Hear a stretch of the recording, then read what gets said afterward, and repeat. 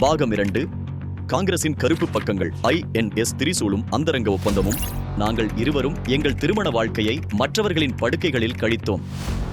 இந்த வார்த்தைகள் ஒரு சாதாரண மனிதனுடையது அல்ல, இந்தியாவின் கடைசி வைஸ்ராய் லார்ட் மவுண்ட்பேட்டனுடையது.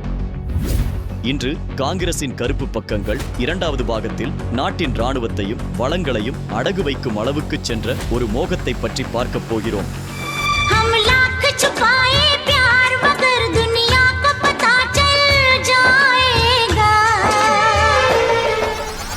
நாம் காதலை எவ்வளவுதான் மறைத்தாலும் இந்த உலகத்திற்கு தெரிந்துவிடும் என்ற ஒரு பாடல் 90களில் மிகவும் பிரபலமானது. லண்டன் டெய்லி மெயில் செய்தித்தாள் ஒரு செய்தியை வெளியிட்டது. அதில் 1922 ஆண்டு நடந்த அந்த அரச திருமணத்தின் கருப்பு உண்மையை உலகிற்கு வெளிப்படுத்தியது. மவுண்ட்பேட்டன் தனது மனைவி எட்வினாவை நேசித்தார். ஆனால் எட்வினா பாலியல் ரீதியாக மிகுந்த ஈடுபாடு கொண்டவர், செக்ஷுவலி அப்செஸ்ட் என்பது அவருக்கு விரைவில் தெரிய வந்தது. எட்வினாவின் வாழ்க்கையில் 18க்கும் மேற்பட்ட ஆண்கள் வந்தனர். ஆனால் ஜவஹர்லால் நேருவின் பெயர்தான் உலகளவில் பெரும் பரபரப்பை ஏற்படுத்தியது. அவமானத்திலிருந்து தப்பிக்க மவுண்ட்பேட்டன் ஒரு வரம்பற்ற திருமண உறவு ஒப்பந்தம் செய்து கொண்டார். அதாவது உலகிற்கு முன்னால் கணவன் மனைவியாக வாழ்வது, ஆனால் மூடிய கதவுகளுக்கு பின்னால் தங்களுக்கு பிடித்தவர்களுடன் சுதந்திரமாக இருப்பது.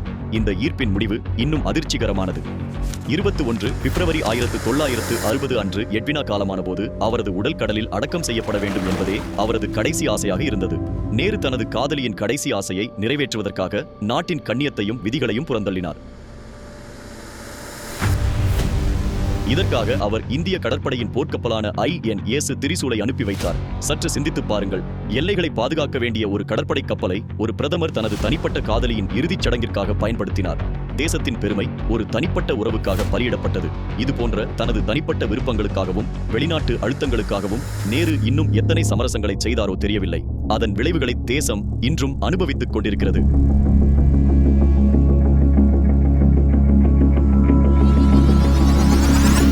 இந்த பழக்கங்கள் நேருவுடன் மட்டும் நின்றதா?